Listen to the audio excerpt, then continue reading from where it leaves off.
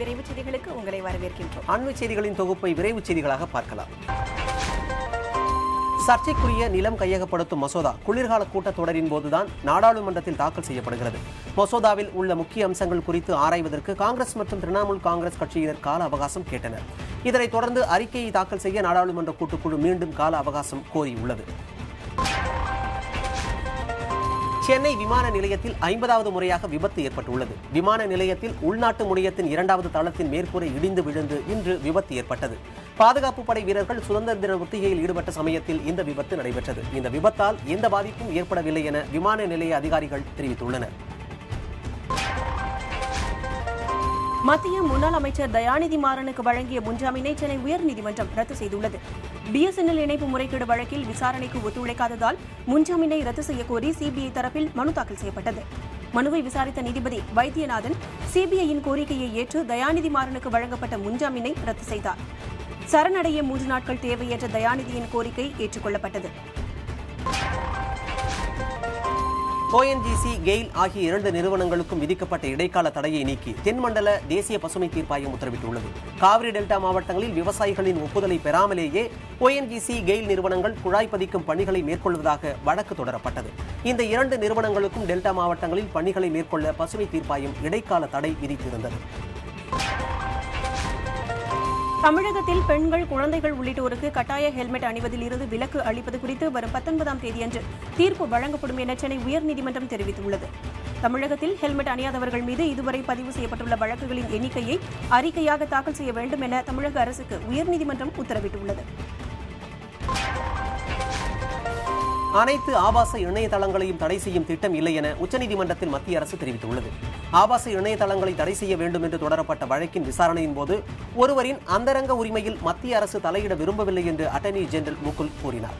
அதேவேளையில் குழந்தைகளை சீரழிக்கும் ஆபாச இணையதளங்களை தடை செய்யப்பட வேண்டியது அவசியம் என்றும் அவர் தெரிவித்தார். வியாப முறைகேடு குற்றச்சாட்டில் தொடர்புடைய மத்திய பிரதேச ஆளுநரின் மகனின் மரணம் தொடர்பாக சிபிஐ தனது விசாரணையை தொடங்கியுள்ளது. மத்திய பிரதேச ஆளுநர் ராம் நரேஷ் யாதவின் மகன் சைலேஷ் தொழில்முறை தேர்வு வாரியத்தில் முறைகேடு செய்ததாக குற்றம் சாட்டப்பட்டது. இந்த நிலையில் லக்னோவில் உள்ள அவரது வீட்டில் சந்தேகத்திற்கு இடமளிக்கும் வகையில் கடந்த மார்ச் மாதம் சைலேஷ் உயிரிழந்தார். கல்வி மற்றும் வேலைவாய்ப்பில் 69 இடஒதுக்கீடு அளிப்பதற்கு எதிர்ப்பு தெரிவித்து தொடரப்பட்ட வழக்கில் தமிழக அரசு வரும் 17ஆம் தேதிக்குள் விளக்கமளிக்க வேண்டும் என உச்சநீதிமன்றம் உத்தரவிட்டுள்ளது. இடஒதுக்கீட்டுக்கு எதிர்ப்பு தெரிவித்து மருத்துவ மாணவர்கள் 8 பேர் தொடர்ந்த வழக்கை விசாரித்த நீதிபதி தீபக் மிஸ்ரா, பிரசுல்லா அமர்வு இந்த உத்தரவை பிறப்பித்துள்ளது. திமுக ஆட்சிக்கு வந்தால் முதல் பணியாக மதுவிலக்கு அமல்படுத்தப்படும் என்று அந்த கட்சியின் பொருளாளர் மு.க. ஸ்டாலின் உறுதியளித்துள்ளார். மதுவிலக்கை வலியுறுத்தி திமுக சார்பில் மாவட்ட தலைநகரங்களில் நேற்று ஆர்ப்பாட்டம் நடைபெற்றது. சென்னையை அடுத்துள்ள சோழிங்கநல்லூரில் நடைபெற்ற போராட்டத்தில் பேசிய ஸ்டாலின், மதுவிலக்கு குறித்த கருணாநிதியின் அறிவிப்பை யாரும் எதிர்பார்க்கவில்லை என கூறினார். கருணாநிதியின் அறிவிப்பால் மற்ற கட்சிகள் அதிர்ச்சியில் உறைந்து போயுள்ளதாகவும் அவர் தெரிவித்தார்.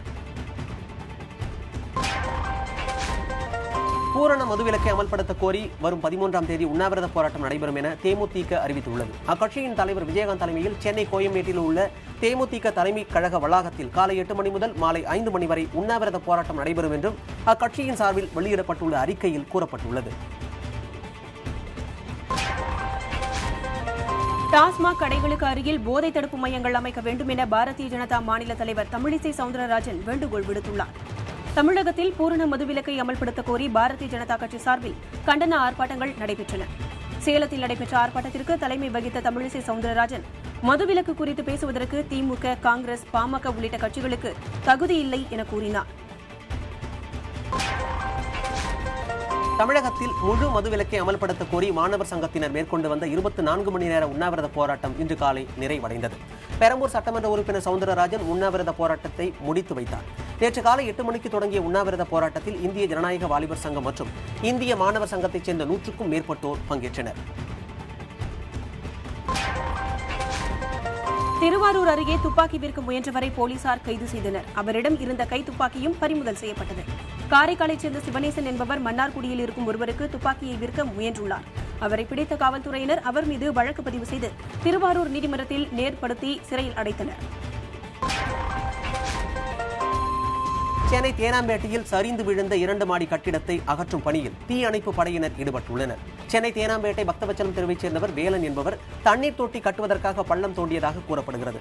அப்போது அஸ்திவாரத்தின் ஒரு பகுதி இடிந்து கட்டடம் அருகில் இருந்த வீட்டின் மேல் சரிந்தது. வீட்டில் இருந்து 4 சிலிண்டர்கள் உடனடியாக அப்புறப்படுத்தப்பட்டன. விருதுநகர் மாவட்டம் அருப்புக்கோட்டையில் வீட்டுப்பாடம் எழுதாததால் மாணவர் ஒருவரை தலைமை ஆசிரியர் முள்கம்பால் அடித்து கொடுமைப்படுத்தியதாக எழுந்த புகாரின் பேரில் மாவட்ட கல்வி முதன்மை அலுவலர் இன்று பள்ளியில் ஆய்வு நடத்துகிறார். அங்குள்ள அரசு உதவி பெறும் ஆண்கள் மேல்நிலைப் பள்ளியில் 10ஆம் வகுப்பு படித்து வரும் காளிதாஸ் என்ற மாணவர் வீட்டுப்பாடம் எழுதாமல் சென்றதால் தலைமை ஆசிரியர் தன்னை முட்கள் கொண்ட கம்பால் அடித்து கொடுமைப்படுத்தியதாக கூறியுள்ளார். இந்த சம்பவம் குறித்து காவல்துறையினர் விசாரணை நடத்தி வருகின்றனர். இதேபோல் நாமக்கல் மாவட்டம் பரமத்தி வேலூரில் தனியார் பயிற்சி மைய ஆசிரியர் பிரம்பால் தாக்கியதில் மாணவி ஒருவர் காயமடைந்தார். பரமத்தி வேலூரில் அரசு உதவி பெறும் பள்ளியில் பயிலும் நன்சை இடையாரைச் சேர்ந்த 10ஆம் வகுப்பு மாணவி கூடுதல் பயிற்சிக்காக அங்குள்ள தனியார் பயிற்சி மையத்தில் சேர்ந்துள்ளார். ஒரு நாள் விடுமுறை எடுத்ததற்காக மாணவியை பயிற்சி மைய ஆசிரியர் ரமேஷ் பிரம்பால் தாக்கியதாக கூறப்படுகிறது. காயமடைந்த மாணவி சிகிச்சை பெற்று வருகிறார். புதுச்சேரியில் நேற்று இரவு பெய்த கனமழையால் மின்கம்பி அறுந்து விழுந்ததில் கூலி தொழிலாளி ஒருவர் உயிரிழந்தார். புதுச்சேரியிலும் அதன் சுற்று வட்டாரங்களிலும் நேற்று முழுவதும் கனமழை பெய்தது. இதனால் சாலைகளில் மழைநீர் வெள்ளமாக பெருக்கெடுத்து ஓடியது. பெரியார் நகரில் மின்கம்பி அறுந்து விழுந்ததில் அந்த வழியாக சென்ற முத்து என்ற கூலி தொழிலாளி மின்சாரம் தாக்கி உயிரிழந்தார். அவரை மீட்க மின்வாரிய அதிகாரிகள் நடவடிக்கை எடுக்காததை கண்டித்து பொதுமக்கள் சாலை மறியலிலும் ஈடுபட்டனர்.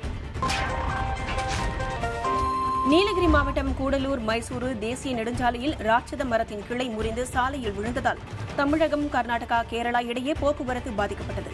மின்கம்பிகள் மீது மரத்தின் கிளை விழுந்ததால் மின்கம்பிகள் சாலையில் அறுந்து விழுந்தன. சம்பவ இடத்திற்கு வந்த தீயணைப்பு மற்றும் போக்குவரத்து காவல்துறையினர் பொதுமக்கள் உதவியுடன் சீரமைப்பு பணிகளை மேற்கொண்டனர். சுமார் 2 மணி நேரத்திற்கு பிறகு மரக்கிளை வெட்டி அகற்றப்பட்டு போக்குவரத்து சீரமைக்கப்பட்டது. சுதந்திர தினத்தை முன்னிட்டு சென்னை கோட்டை கொத்தளத்தில் மாநில காவல்துறையினரின் 2வது ஒத்திகை நிகழ்ச்சி நடைபெற்றது. ஒவ்வொரு ஆண்டும் சுதந்திர தினத்தை முன்னிட்டு 3 முறை காவல்துறையினரின் அணிவகுப்பு ஒத்திகை நிகழ்ச்சி நடைபெறுவது வழக்கம். அந்த வகையில் இன்று 2வது அணிவகுப்பு ஒத்திகை நிகழ்ச்சி நடைபெற்றது. கிருஷ்ணகிரி மாவட்டம் சூளகிரி அருகே காட்டு யானை தாக்கியதில் ஒருவர் உயிரிழந்தார். மேலும் ஒருவர் காயமடைந்துள்ளார். சூளகிரி அருகே நர்சாபுரம் கிராமத்தைச் சேர்ந்தவர் சித்தப்பா, இவரது மனைவி முனிரத்தினம்மா. இவர்கள் இருவரும் இன்று காலை நர்சாபுரத்தில் இருந்து வேலைக்கு செல்லும் பொழுது அந்த வழியாக வந்த 2 காட்டு யானைகள் முனிரத்தினம்மாவை தூக்கி வீசின. பின் சித்தப்பாவை கீழே தள்ளி மிதித்ததில் அவர் சம்பவ இடத்திலேயே உயிரிழந்தார். உலகின் மிகப்பெரிய இணையதள சேவை தேடுதல் நிறுவனமான கூகுளின் தலைமைச் செயல் அதிகாரியாக சென்னையில் பிறந்தவரான சுந்தர் பிச்சை நியமிக்கப்பட்டுள்ளார். பல்வேறு பிரிவுகளில் கூகுள் சார்பில் சேவைகள் வழங்கப்பட்டு வரும் நிலையில் அவற்றை ஒருங்கிணைத்து அல்பபெட் என்ற குழுமத்தை கூகுளின் இணை நிறுவனர் லேரி பேக் அறிவித்துள்ளார். இந்த குழுமத்தின் ஒரு பிரிவான கூகுளுக்கு 43 வயதாகும் சுந்தர் பிச்சை தலைமை அதிகாரியாக இருப்பார் என லேரி பேக் அறிவித்துள்ளார். தவறாக வழிகாட்டும் விளம்பரங்களில் ஈடுபட்டதாக மேகி நூடுல்ஸ் தயாரிப்பு நிறுவனமான நெஸ்லே இந்தியா மீது தேசிய நுகர்வோர் ஆணையத்தில் மத்திய அரசு புகார் செய்யப்போவதாக தகவல் வெளியாகியுள்ளது. அனுமதிக்கப்பட்ட அளவை விட கூடுதலாக மேகியில் சுவையூட்டும் பொருளான மோனோசோடியம் குளுட்டமேட் இருந்ததாக கூறி அதன் விற்பனைக்கு ஜூன் 5ஆம் தேதி முதல் தடை விதிக்கப்பட்டது. இதுகுறித்து தேசிய நுகர்வோர் ஆணையம் விசாரணை நடத்த வேண்டும் என ஏற்கனவே அமைச்சர் ராம்விலாஸ் பாஸ்வான் கூறியிருந்தார். ஸ்மார்ட் போன்கள் மூலம் ஆன்லைன் ஷாப்பிங்கில் ஈடுபடும் நடைமுறை இந்தியாவில் வேகமாக பெருகி வருவதாக ஆய்வு தகவல் வெளியாகியிருக்கிறது.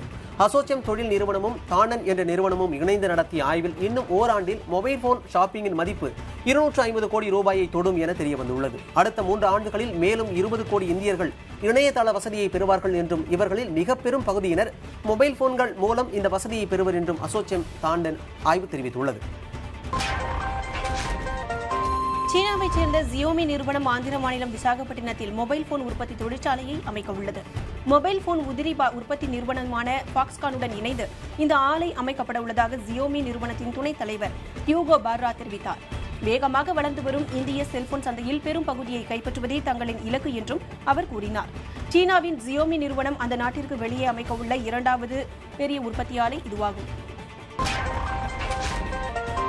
வாரத்தின் 2வது வர்த்தக தினமான இன்று காலை மும்பை மற்றும் தேசிய பங்குச்சந்தைகள் உயர்வுடன் வணிகத்தை தொடங்கின. எனினும் சிறிது நேரத்தில் வீழ்ச்சி கண்டு சமநிலையில் வர்த்தமாகி வருகின்றன. இன்போசிஸ், பாரத ஸ்டேட் வங்கி, வேதாந்தா ஆகிய நிறுவனங்களின் பங்குகள் விலை உயர்ந்தன. Tata Steel, Bajaj Auto, Hindustan Unilever ஆகிய நிறுவன பங்குகள் விலை அதிக சரிவு கண்டன. சற்று முன் சென்செக்ஸ் 48 புள்ளிகள் வீழ்ச்சி கண்டு 28,056 இருந்தது. நிப்டி 17 புள்ளிகள் சரிந்து 8,508 வணிகமாகி கொண்டிருந்தது.